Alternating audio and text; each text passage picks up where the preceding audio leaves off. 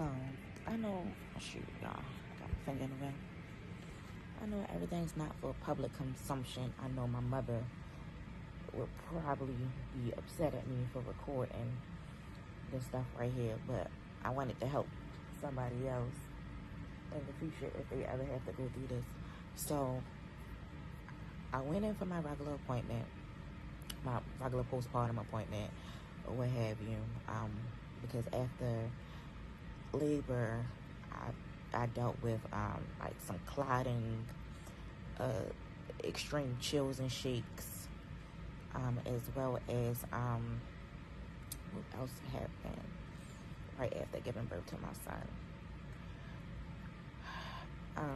Oh, and that's when they had diagnosed me with the preeclampsia then, but they said it wasn't severe, and my blood pressure was elevated after having a baby, but then it went back to normal. So I got discharged the same time the baby got discharged. Everything was good. I've been home for a week, felt normal, felt regular, my feet was still swollen, so I elevated it as much as I could in between, when my man is at work, I'm in the house with the children. My older children, of course, are a little bit more self-sufficient, so I don't have to be behind them every step of the way, but I still was the one managing breakfast, lunch, and when my man come home, we fluctuate with dinner, and he would take them out a lot when he was home, so me and the baby could just get rest and be in the house alone. So the structure of the household was cool. I didn't have any problems with getting rest or anything like that. So, and that might have been the reason why I felt fine and normal. I didn't have any symptoms of my preeclampsia getting worse. And then the stuff that I did feel, I just associated it with, I just had a baby. Like I had like slight discomfort and pain underneath the right boob where the ribs are. And I told my man, I was like, my ribs feel sore. I was like, I don't know if that's because my tummy trying to go back and shrink or what, or whatever. But it only lasted a day, so I kind of swept that under the rug. Well, come to find out, that was my liver trying to let me know that the preeclampsia was doing its big one and about to try to shut my body down. So I went, fast forward to yesterday, I went to my regular postpartum appointment, left the house fine. On my way, in the car in traffic, I started getting like a headache for no reason at all. So I was just like, I'm just gonna let them know when I get to the doctor's I got a headache. It might be something, it might be nothing. Well, it was something. Got there, my blood pressure was through the roof. The headache is extreme. There was no soothing it. So, and the swelling, I had extreme swelling in my entire leg. And I had, and y'all might still see it swelling in my face. So that's what made them be like, no, we have to readmit you to the hospital. You're on the verge of having a seizure. That was the scariest thing I've ever heard anybody say to me outside of, we found a clot. I've clotted before when I gave birth to my firstborn son, and then I clotted again this time with my last son. Those things are scary because those things, if not detected in enough time, that could be a fatal thing. Thank God I've always had, a great team of doctors who caught these things ahead of time to where my life was, spared, and I was able to, recoup and things of that nature and be A-okay and be around for my kids. And even with this that was the automatic thing that I thought about was, I want to be around for my kids. I want to be healthy. I want to, want to be there for their first day of school, which is in a couple of days, and this, that, and third. I want to go to their games, all the things that I normally do for them or with them. That's what I want to do. I want to see them grow and be adults. My family has a history of high blood pressure, and my family also has a history of the women not outliving their husbands. It's always the women that kind of pass away early, and the children are left without their mom at such young ages to where they don't really get to see their children graduate high school, get married, have grandkids, like none of that. My mom and my aunt is blessed because they've been able to see it for their generation, but the generations before them, didn't live that long to see it. And because we know that's a family history, and because that has been taught and instilled in me that that's a family history, I want those things too. I want to be around to see my children get married, go to college, have children, this, that, and third, all the things. So, of course, I boo-hoo cried like a little baby, off and on for a couple hours, I think. Like, so this happened at like 10 in the morning, so I'm gonna say from 10 to probably like off and on to like 5 p.m. yesterday. I was like boo-hoo crying because I've never been hospitalized before outside of giving birth. My doctor calls me a boring patient. Up until this point, I've been a boring patient. I've never had to have surgery, never broken a bone, never had any reason to have to be in the hospital. I've been pretty healthy, pretty active. I played basketball in high school. I danced in elementary and middle school. I've always been on the petite side for the most part, so I never had to worry about obesity or extreme uncontrollable weight gain out of nowhere up until now. And so now, once again, it was scary. And to be away from my newborn, he's only a week old. I didn't want to hear that.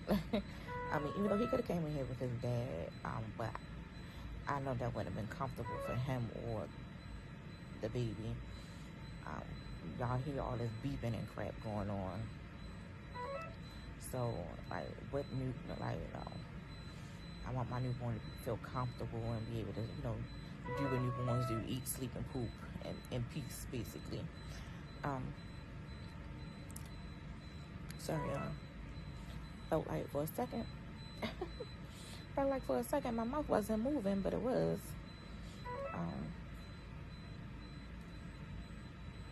So, yeah. Don't mind me, y'all. Cheetahs has been on the TV for like the last hour. And every once in a while, me and the nurses just pause and look at it like, this can't be life. They really be letting them fight on cheetahs. They let them fight more on cheetahs than what they do on Love and Hip Hop. On Love and Hip Hop, them security guards be right there. They do all that slinging glasses and throwing water and throwing fake punches that ain't getting nowhere because some security guards right there. So on cheetahs, man, they was connecting. They was really fighting. But yeah, so now with the whole high blood pressure, preeclampsia thing, I had to get on magnesium for 24 hours. My 24 hours will be over at noon today, the magnesium. Also for the headaches, the blood pressure headaches, which, oh my gosh, anybody who's ever experienced a blood pressure headache or a migraine, I empathize with you guys so much now, because that's an unexplainable feeling, a horrible feeling that I wouldn't wish on my worst enemy. I really wouldn't. Like, oh my gosh, it's bad. Like, so your temple, your pressure points, I would feel it here, and right here. Even now, when you're touching it right here, it's tender, like it hurt, like I pulled the muscle. But that's where the throbbing was. It was the whole head, but these pressure points was the worst. It hurts where you can't focus on anything else but the pain. Like, you don't want to look at light, you don't want to look at people, you don't want to read, you don't want to hear music, sound, voices, nothing. It made the drive from my doctor's office to the hospital so unbearable, and it seemed so much longer than a 25-minute drive. And it made it seem like traffic was slowing down. Like, everything was in slow mo. Like, I couldn't get to the hospital fast enough. I couldn't get hooked up to an IV to get medicine fast enough because the pain was just so excruciating. So, for the headaches, they gave me Reglan, I believe it's called, Benadryl, Tylenol, and ibuprofen. So it's called like a migraine cocktail. Bomb. Worked instantly. Once I felt that relief, I was able to sleep.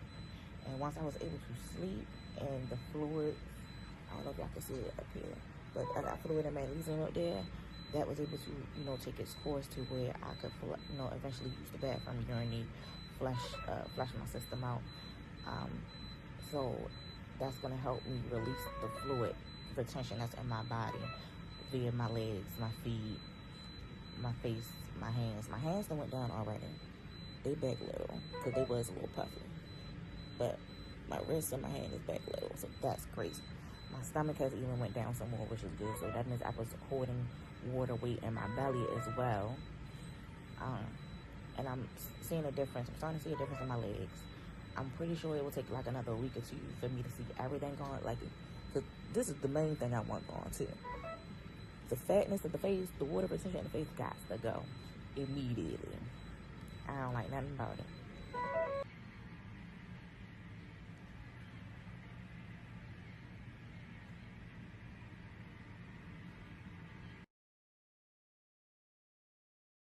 Can I call you Rose? 'Cause you're sweet like the flower that blooms.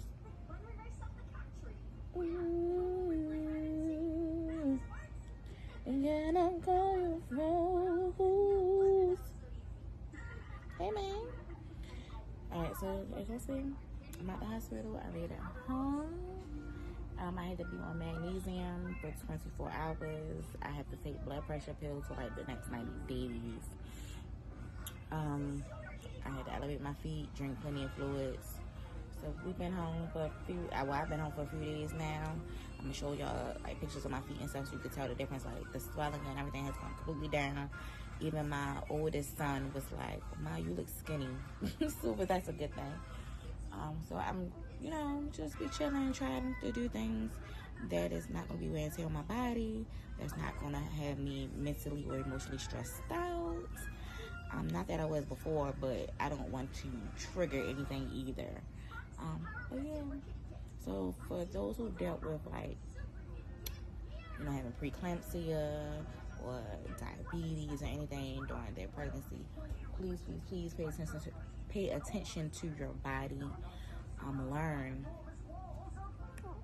what's normal and what's not for you, or just medically in general. Learn what the symptoms are for preeclampsia, and learn what the symptoms are for diabetes. And I know it's hard to stick to a diet while you're pregnant because you crave certain things, and then certain things you just cannot eat. In my case, I wanted to eat a lot but couldn't maintain a lot because I was throwing up a lot, and the stuff that I normally would eat tasted disgusting to me. What are y'all? Okay, get off the steps like that. Bye, Mexico. I love you. Yeah. Goodbye. You don't gotta say goodbye like a baby. No. But yeah, that's that. I just wanted to update y'all and like share my journey with y'all. I know it's not like a lot because I was so out of it. Because there was a lot of pain. They gave me what they called a, I think I told y'all before in the last video, but just because I didn't, it's called a migraine cocktail where you have Raglan, Tylenol, ibuprofen, and Benadryl. So that's supposed to get rid of the high blood pressure, headaches, which is just as bad as a regular migraine. And they told me when I got discharged that they wouldn't medically recommend that I ever have another baby. Because I'm getting older now. It's not a geriatric pregnancy because it's not like I'm 50, but I'm getting older now and my body just can't take all that entails to, you know, support and carry a life. And the crazy part was I was already getting my tubes out anyway. But when I look at his little face, he was so worth it. Wasn't he worth it?